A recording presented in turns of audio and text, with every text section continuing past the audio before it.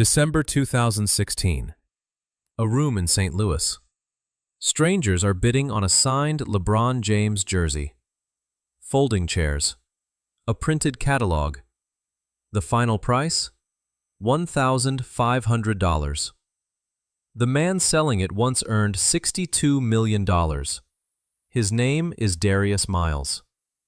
Third overall pick in the 2000 NBA draft, the highest any player had ever been taken straight out of high school. He signed with Jordan Brand at 18. He rode private jets before he ever set foot inside a bank. For 8 seasons, he was one of the most electrifying players in the league. And then it was gone. All of it. On the surface, this looks like another cautionary tale about a broke athlete. But that story is too simple and too convenient. Because Darius Miles didn't fail because he was careless. He failed because no one ever gave him the tools to survive what was coming. This is what really happened. To understand what happened to Darius Miles, you have to understand where Darius Miles came from. Not as a backdrop, not as an excuse, but as the foundation of everything, every decision, every blind spot, every wound that never got the chance to heal. East St. Louis, Illinois. Darius described it himself, plainly and without drama. When you pop out the womb in East St. Louis, it's guns, drugs, and danger, from start to finish. The city had one of the highest murder rates in America. Poverty was not a circumstance, it was the atmosphere. You breathed it. You navigated it every single day. And if you were lucky enough to have something that gave you a way out, you held on to it with everything you had. His father wasn't in the picture. His mother, Ethel, was a school bus driver. She worked. She showed up. She kept the lights on and kept her son moving forward in a neighborhood that had swallowed a lot of kids whole. Darius had one thing: basketball. And from the time he was young, he was exceptional at it. Not good, not promising, exceptional. By his senior year, he was 6 feet 8 inches, 202 pounds, averaging 22 points a game, and ranked as the #1 high school prospect in the entire country. Coaches from every major college program wanted him. He had already signed a national letter of intent to play for the University of Illinois. But here's what matters more than the highlights, more than the rankings. Basketball wasn't just Darius Miles' path to success. It was his pressure valve. Growing up in a place where violence was routine, where, as he later wrote, he had a gun pulled on him as a 6th grader playing basketball in the street. You either find something to absorb that weight, or it absorbs you. For Darius, the court was the only place that pressure lifted. The only place where the chaos of East St. Louis couldn't follow him. The only place he felt free. That's not a minor detail. That's the whole story. And we'll come back to it. In 2000, Darius Miles declared for the NBA draft and tore up his college letter of intent. The Los Angeles Clippers selected him 3rd overall, the highest any prep-to-pro player had ever been drafted in NBA history at that point. He was 18 years old. Within weeks, his entire world transformed. The Clippers flew him to Los Angeles on a private jet. He signed a contract worth roughly $3 million per year. He inked a deal with Jordan Brand. He made cameos in Hollywood films.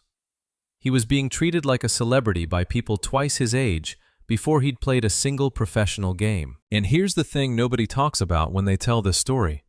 Darius Miles had never been inside a bank. Not once. Not before the draft, not during the draft process, not when the checks started arriving. His entire early understanding of money was a debit card his mother set up for him with a $300 daily ATM withdrawal limit. That was his financial literacy entering the NBA. $300 a day out of a machine. He wasn't dumb.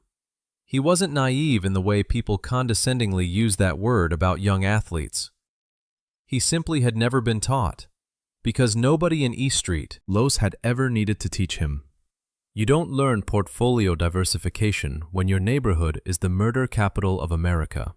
You learn how to survive the block. The NBA handed him millions and assumed the rest would work itself out. It wouldn't. But before any of that unraveled, there was a moment, maybe 2 or 3 seasons, when everything looked exactly like it was supposed to. When Darius Miles was exactly who the world expected him to be. That part of the story deserves its moment too. The 2001 Los Angeles Clippers were not a good basketball team. They had been one of the worst franchises in professional sports for the better part of 2 decades. Losing was institutional. The Staples Center, which they shared with the Lakers, might as well have had a velvet rope keeping Clippers fans out. Nobody cared about the Clippers. Nobody watched the Clippers. The Lakers had Shaq and Kobe. The Clippers had empty seats and apologies. And then 5 kids showed up and changed the energy entirely. Darius Miles, Quentin Richardson, Lamar Odom, Corey Maggette, Elton Brand. Most of them barely old enough to rent a car. All of them playing with the kind of loose, fearless, sky's-the-limit basketball that only teenagers and early 20-somethings can pull off. They weren't winning championships. They weren't even making the playoffs. But they were electric. The Clippers went from 15 wins the year before Miles arrived to 31 wins his rookie season, then 39 the year after. For that fan base, that felt like a dynasty. And at the center of it all was Darius Miles. He dunked like it was personal. Like every rim had done something to him specifically. His teammate Shawn Kemp, a veteran who had seen everything, pulled Miles aside early and told him something that stuck. Dunk the ball like you mean it. Every single time. Make people feel it. Miles took that advice and ran with it. Every breakaway became a statement. Every alley-oop became a moment. He and Richardson invented their own celebration, 2 taps to the head, a head knock, and it spread across the entire league. High school kids were doing it in gyms across the country. He was 18 years old. He was first-team all-rookie. He was everywhere. Jordan Brand. Movie cameos. Magazine covers. The phone never stopped ringing. His face was the face of a new generation of NBA basketball. Young, raw, unfiltered, and completely alive. Alonzo Mourning threw a summer party in Miami and invited Miles and Richardson. They were barely adults, jet skiing in South Beach, getting invited into rooms most people never get to enter. And the money was coming in. Steadily. Serious money. But here's what nobody was paying attention to underneath all of it. Darius was spending the way someone spends when they genuinely believe it will never stop. Not recklessly in the tabloid sense. No single moment of catastrophic waste. Just steadily. Freely.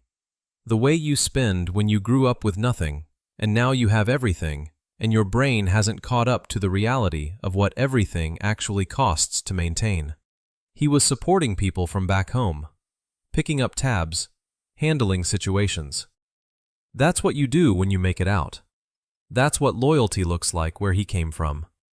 The problem was that loyalty didn't come with a spreadsheet, and nobody handed him one. This is the part of the story where the financial industry failed Darius Miles quietly and completely. In 2000, the NBA had no mandatory financial education program for rookies. No required orientation about taxes, investments, or the difference between income and wealth. You got your signing bonus, you got an agent negotiating your contract, and after that, you were largely on your own. A kid from East St. Louis who had never been inside a bank was now managing millions of dollars with essentially no infrastructure around him. He didn't know what he didn't know. And the people who did know, advisors, agents, business partners circling the edges, had their own interests to protect. By the end of his second season, Miles had been traded to the Cleveland Cavaliers, then to the Portland Trail Blazers. The money kept growing. The contracts got bigger. The circle around him got larger. And somewhere in the noise of all of it, the foundation that should have been building quietly underneath was not being built at all. The rise felt real. It looked real, but the ground underneath it was already shifting. By 2003, Darius Miles was a Portland trailblazer. On paper, it was an upgrade. Bigger market, more money, a franchise with real playoff ambitions. He signed contracts that pushed his annual salary well past what most people earn in a lifetime. The numbers were staggering from the outside. From the inside, Portland was where the cracks started showing, slowly at first, then all at once. The Trailblazers of that era were already a complicated locker room, a talented, troubled roster that the press had branded the Jail Blazers, a nickname that was reductive and often racially coded, but stuck anyway. Darius Miles arrived into that environment as a young player, still figuring out who he was on and off the court. And the friction wasn't long in coming. In the 2004-05 season, Miles had a confrontation with head coach Maurice Cheeks during a film session that became national news. Reports describe Miles insulting Cheeks, making comments that were deeply disrespectful, and the incident followed him for years. The narrative hardened fast. Darius Miles had an attitude problem. Darius Miles was difficult. Darius Miles didn't care. Here's what the same news cycle didn't spend much time on. That same season, April 19, 2005, Darius Miles scored 47 points against the Denver Nuggets. 47 points. The 8th highest single-game total in Trailblazers franchise history. On a night when he could have quietly gone through the motions, he was extraordinary. The attitude story ran for weeks. The 47-point game was a footnote. When the media has already decided who you are, evidence to the contrary doesn't get equal time. And once that narrative attached itself to Darius Miles, it became almost impossible to shake. Every struggle got filtered through it. Every setback became confirmation of something the press had already concluded. But underneath the headlines, something far more serious was developing. Late in the 2005-06 season, Darius Miles severely injured his right knee. He played through it, returned 5 days later, got through his 40th game of the year, and then the season ended. He expected to recover. He expected to come back. Players get hurt. Players heal. That's the deal. What happened instead was 2 years of silence. He missed the entire 2006-07 season. Microfracture surgery. One of the most grueling procedures in professional sports, with a recovery timeline that could stretch 18 months or longer, and outcomes that were never guaranteed. Then he missed 2007-2008 entirely as well. 2 full seasons. Thousands of hours that should have been spent on a basketball court, spent instead in rehabilitation rooms and doctors' offices, and the interior of his own head. And here's what nobody was asking during those 2 years. When basketball is the pressure valve, when the court is the only place the weight of East Street, Lewis, the only place the accumulated trauma of growing up surrounded by violence actually lifts what happens when you take it away. Darius wrote about it later with a kind of raw clarity that most athletes never manage. He talked about feeling physical pressure on his body, not metaphorical pressure, actual pressure, like something pressing down on him from the outside. And the one release he had always been able to count on, the one place that pressure dissolved, was the basketball court. With his knee destroyed and his future in the league genuinely uncertain, that release was gone. He didn't have a therapist. He didn't have a mental health support system. The NBA of the mid-2000s did not talk about those things. You played through it, or you didn't play. Vulnerability wasn't part of the language. Meanwhile, the money kept moving, and not in the right direction. During those 2 years away from the game, Darius was still paying for a life built around NBA-level income. A circle of people who depended on him. Properties. Obligations. The machinery of wealth doesn't pause because you're in physical therapy. It just keeps running. And without a salary coming in, and without the kind of financial architecture that actually protects long-term wealth, that machinery starts consuming itself. The Trailblazers, watching his $18 million contract sit on their books while Miles hadn't played in 2 years, petitioned the NBA in March 2008 to have an independent doctor determine whether his career was effectively over. The examination confirmed what Portland already suspected. The knee injury was severe enough to be career-ending. He was released in April 2008. He was 26 years old. He still tried. That part matters. He signed with the Boston Celtics, waived before the regular season started. He landed with the Memphis Grizzlies, played in 34 games during the 2008-09 season. He showed up to Charlotte the following year, looking for a roster spot. Didn't get one. The career was over, officially, quietly, without ceremony. And somewhere in the background of all of it, through the surgeries, the trades, the attempts at comebacks, the slow unraveling of his financial picture, his mother Ethel had been fighting something of her own. Liver cancer, colon cancer, bone cancer. 3 separate battles in the body of the one person who had always been his foundation. He carried that weight through every single one of those seasons. And he never told anyone. Let's talk about the money first, because that's what everyone always asks about. By the time Darius Miles played his last professional game in 2009, he had earned just under $62 million in NBA salary alone. That number doesn't include endorsements, doesn't include the Jordan brand deal, doesn't include whatever side income came in during 8 years of being one of the most recognizable players in the league. $62 million. For a kid who grew up with a $300 ATM limit in East St. Louis, that number is almost incomprehensible. So where did it go? The easy answer, the one that gets clicks, the one people want to hear, is that he blew it. Ferraris, jewelry, parties. The standard narrative applied to every broke athlete, regardless of what actually happened. But Darius Miles said it himself, clearly and on the record. It takes a long time to go broke buying Ferraris. What makes you go broke are shady business deals. They'll make the money disappear quick. He wasn't wrong, and the paper trail backs him up. Court documents and bankruptcy filings tell a specific story. A California real estate deal in 2008, gone. Over $100,000, dissolved into a transaction that never delivered what it promised. A property investment on Laclede's Landing in St. Louis, tangled in litigation alongside former NFL running back Marshall Faulk and rapper Nelly. Years of lawsuits, legal fees compounding on top of legal fees, money bleeding out through attorney invoices instead of bad decisions at a dealership.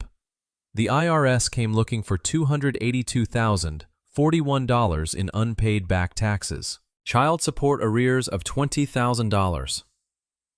13 properties listed in his bankruptcy filings not as assets, as liabilities. Real estate that was supposed to build wealth and instead built debt. This is the anatomy of how $62 million disappears. Not in one dramatic moment, in 100 quiet ones. A deal here that seemed legitimate, a partnership there from someone who came recommended, taxes that somebody assured him were being handled, obligations that kept growing while the income stopped. And here's the systemic truth underneath all of it. Darius Miles was not uniquely vulnerable to this. He was typically vulnerable. Former NBA Players Union Vice President Adonal Foyle estimated that up to 60% of NBA players file for bankruptcy within 5 years of retiring. 60%. That's not a personal failure at scale. That's a structural one. Young men, many of them from backgrounds with no financial infrastructure, no generational wealth, no family experience with investment or tax planning, are handed millions of dollars, surrounded by people with financial incentives to keep them spending, and then left largely to navigate the aftermath alone. The NBA has improved its financial education programs since then, but in Darius Miles' era, the league's orientation for rookies amounted to a few workshops nobody took seriously. The rest was assumed. He didn't lose $62 million because he was foolish. He lost it because the system that handed him $62 million never gave him the tools to keep it. But the money, as devastating as it was, wasn't what broke him. In 2013, Ethel Miles died.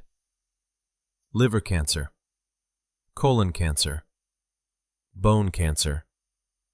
3 separate diseases in one body, each one a fight.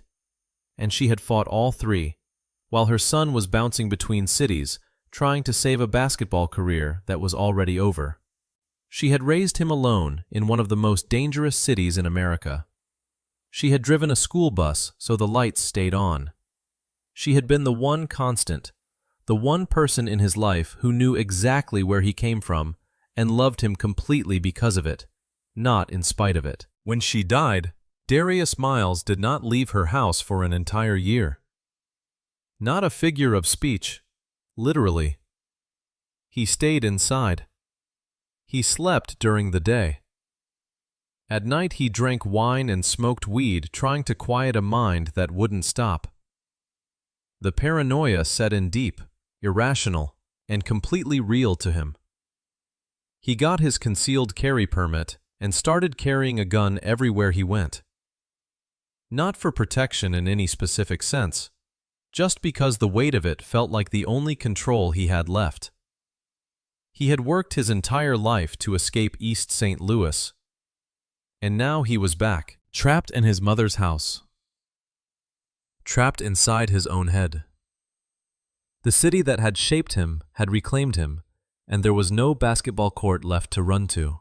I was stuck in my mama's house in East St. Louis for like 3 years, he wrote later. I worked my whole life to get out of there, and I was back, just trapped. The depression was severe.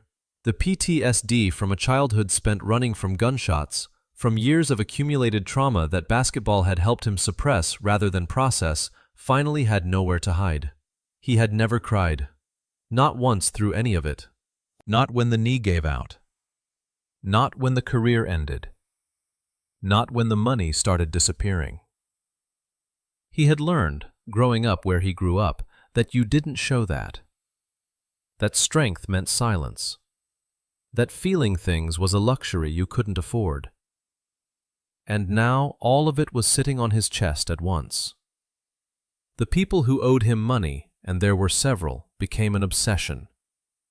He had lent freely, supported generously, taken care of people the way you take care of people when you make it out of a place like East St. Louis, and loyalty means something real.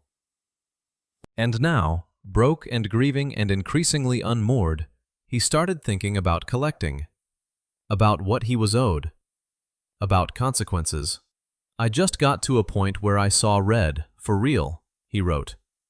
I felt like I was going to hurt somebody, or I was going to wind up in jail. He meant it. That wasn't rhetoric or dramatic writing.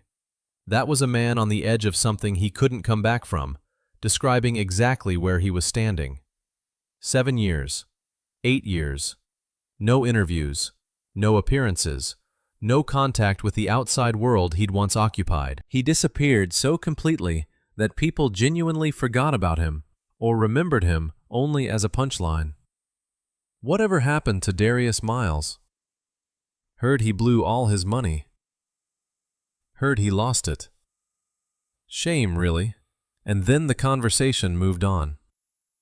Meanwhile, Darius was still in his mother's house, still awake at 3 a.m., still carrying a gun, still seeing red. September 18th, 2016. Darius Miles filed for Chapter 7 bankruptcy in federal court. The most complete form of bankruptcy available under American law. A full accounting, a full liquidation, a full stop. The filing listed $460,385 in assets against $1,570,000 in debt. In the bank, $49,000. A college fund for his son, nearly double that. And then the list of what remained to be sold. The bankruptcy auction was scheduled for December 14, 2016. The catalog read like an archaeological dig through someone's better years.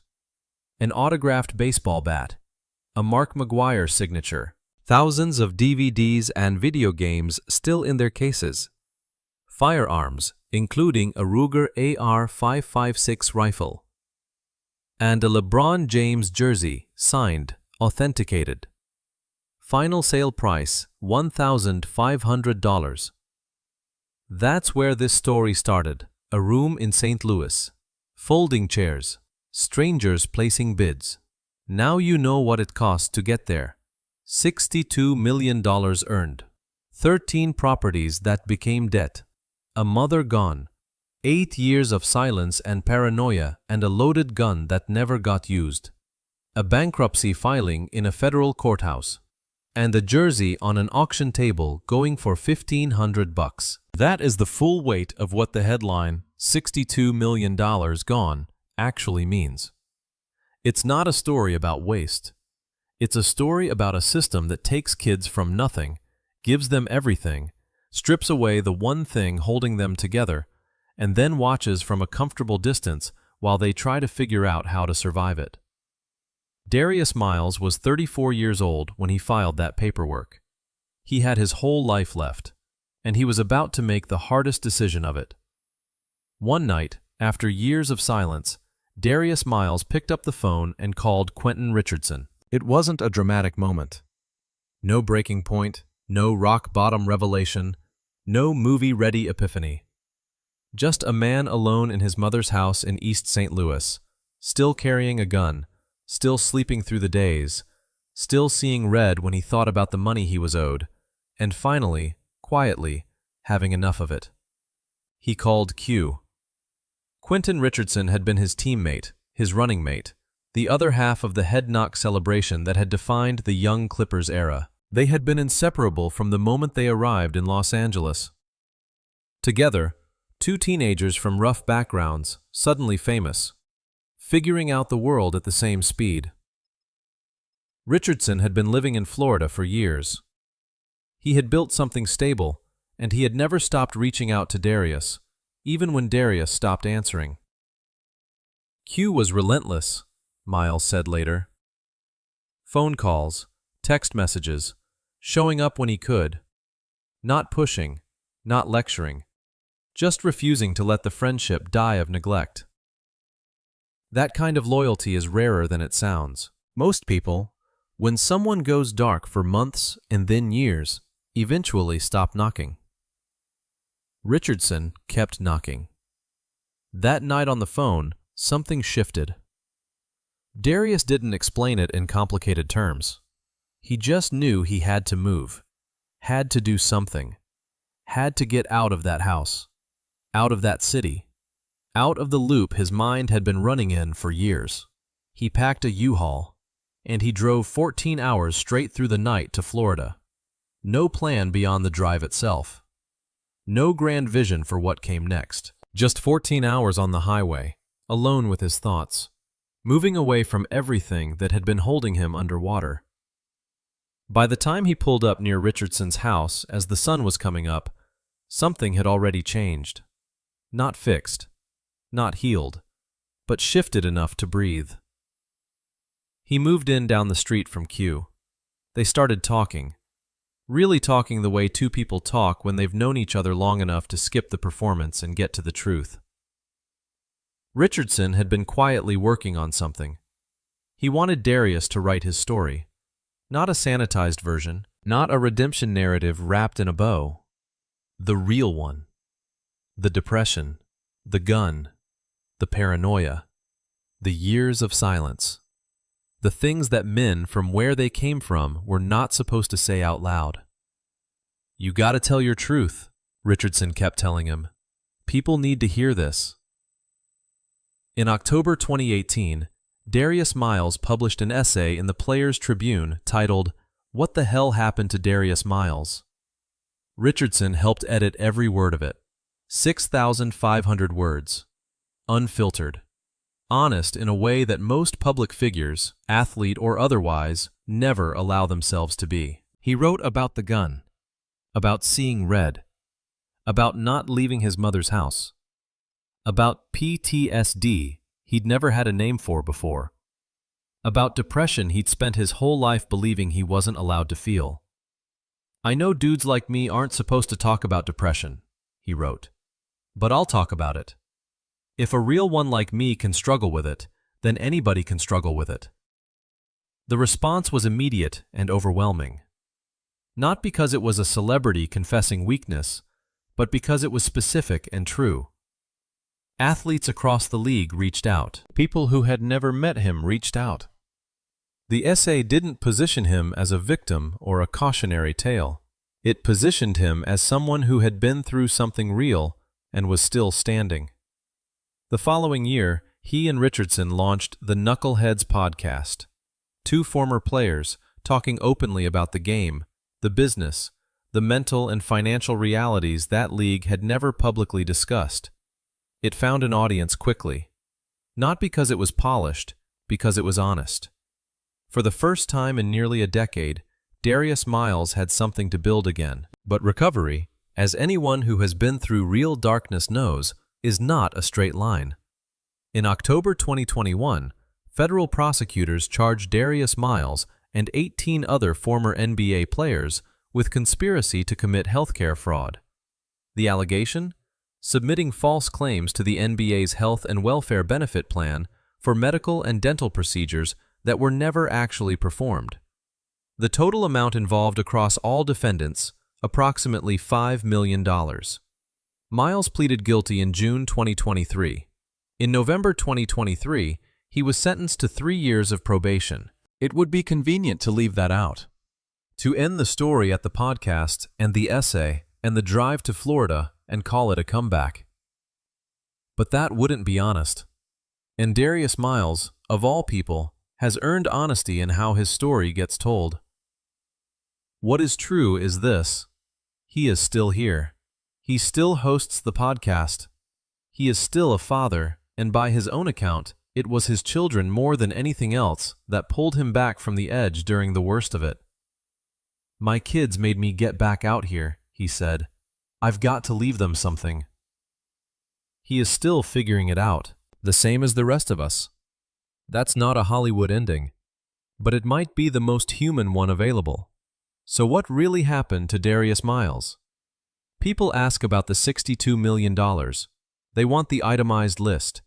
The bad deals, the tax debt, the auction catalog, the jersey that sold for $1,500. They want the number broken down into digestible mistakes so they can nod along and feel like they understand it, so they can tell themselves they'd have done it differently. But that question, where did the money go, is the wrong question. The right question is this: what happens when you take a teenager out of one of the most traumatic environments in America, hand him a fortune, surround him with people who profit from his spending, give him no financial education, no mental health support, no exit plan for the day the career ends, and then act surprised when it falls apart? Darius Miles didn't fail because he was reckless. He failed because the system that built him up had no interest in what happened to him after. Think about the timeline clearly. At 18, he entered a league with no mandatory financial literacy program for rookies. At 24, he suffered a career-threatening knee injury with no psychological support structure in place for what losing basketball would mean to a man who used it to survive. At 27, his career was over. At 31, his mother died. At 34, he filed for bankruptcy. And through almost all of it, through the grief, the paranoia, the years alone in that house with a gun, nobody in any official capacity ever asked how he was doing. They asked about his knee. They asked about his contract. They asked about the confrontation with Maurice Cheeks. Nobody asked about his mama. That line, his own line, from his own essay, is the most important thing Darius Miles ever said publicly. Because it exposes the exact gap between how we talk about athletes and who athletes actually are. We consume their bodies and their highlights and their failures. We turn their worst moments into content. And we almost never stop to ask what was happening underneath. Darius Miles is in his early 40s now. He lives in Florida, down the street from his best friend. He hosts a podcast. He is a father trying to leave something behind for his kids. He is a man who drove 14 hours through the night to save his own life and then wrote honestly about why he'd needed saving in the first place. He is not a cautionary tale. He is not a punchline. He is a person who came from nothing, carried more than anyone knew, and is still standing. The $62 million is gone. But here's what that number never captured. Not on draft night, not at the peak, not in the bankruptcy filing. What it cost to be Darius Miles. And what it took to still be here.